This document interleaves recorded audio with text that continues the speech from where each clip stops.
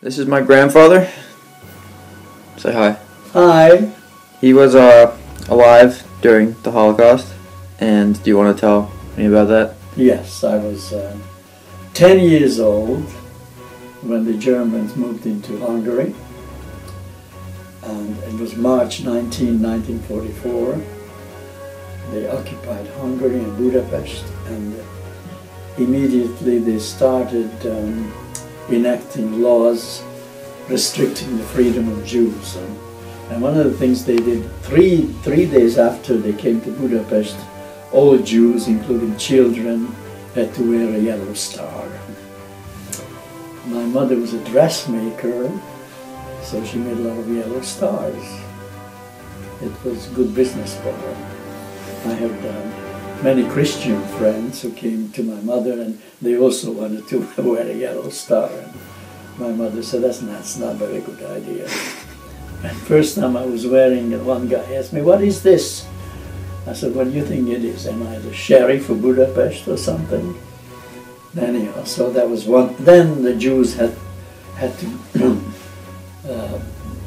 they had a new law that Jews could not have bicycles, they could not go to public places, they could not sit on trains, they could not go to restaurants, and they had to live in an apartment for, there was a curfew for Jews to go out. So I was really terribly mistreated of the Jews. What else can I tell you? How was your family affected by it? Well, my mother says, and I can't verify this because, I don't remember, but my mother says that when the Germans came in the next day, my father's hair, that was pitch black, turned into white because he realized that something horrible was going to happen to him. And indeed they took him into slave labor, and he ended up in Auschwitz, and he was gassed in Auschwitz. I didn't know this until 1984 when I visited Auschwitz, and my father's name as well as his brother's names were engraved in a memorial to the Hungarian Jews who were killed in Auschwitz. So my father was murdered there in Auschwitz. Your great-grandfather, yes. And did the Americans have any role in your life in the Holocaust? Well, let me continue this. Then they took my mother away in November 1944, and in December my grandmother and I were taken to the ghetto of Budapest, where they put something like 16 or 18 people in a small room, and there was hardly any food, and the Germans wanted to blow up the ghetto, but Raoul Wallenberg saved it, went to the German general and told him that if you go ahead with this plan of blowing up the ghetto, then you will be tried as a war criminal. Now, to answer your question, Raoul Wallenberg was financed by the United States, partially. So since Raoul Wallenberg saved my life, indirectly you could say that the United States saved my life. Okay? Okay. Does that answer your question? Yes. Okay. Okay, we're going to move to the 50s and the 60s now. Okay, now the Russians came when the very last day of the war, the Russians came in and they blasted the walls of the ghetto.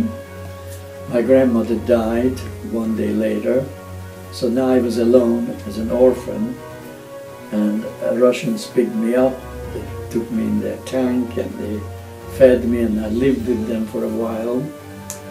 And so naturally I liked the Russian soldiers, but unfortunately years later I realized that they did a lot of nasty things to Hungarians, and including myself. So you want to know about the Cold War, huh? Yes.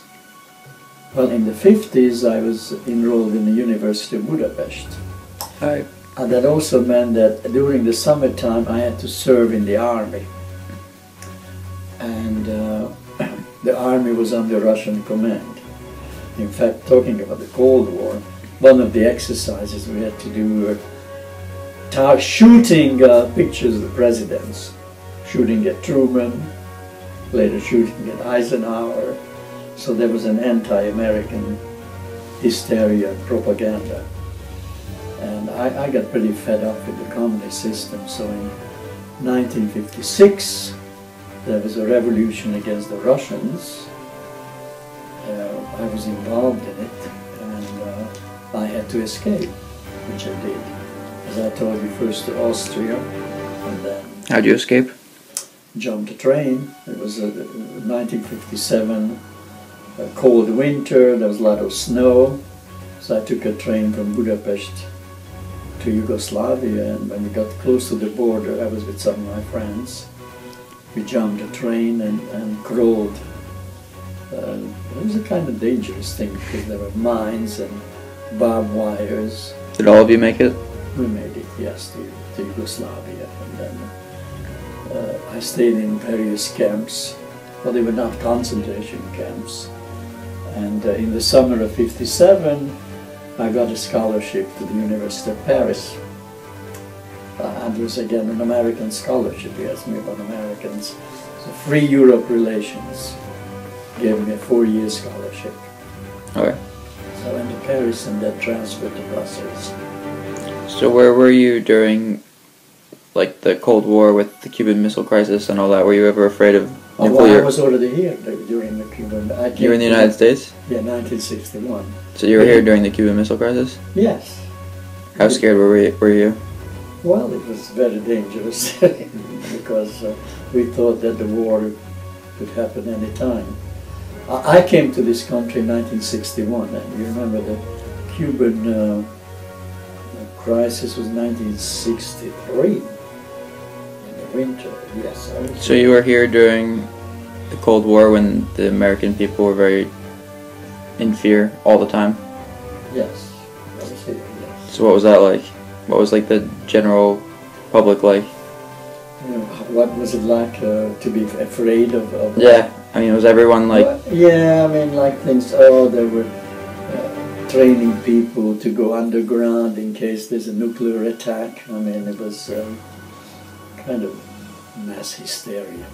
And I have to say, well, I don't want to get into this politics too much, but... That's fine.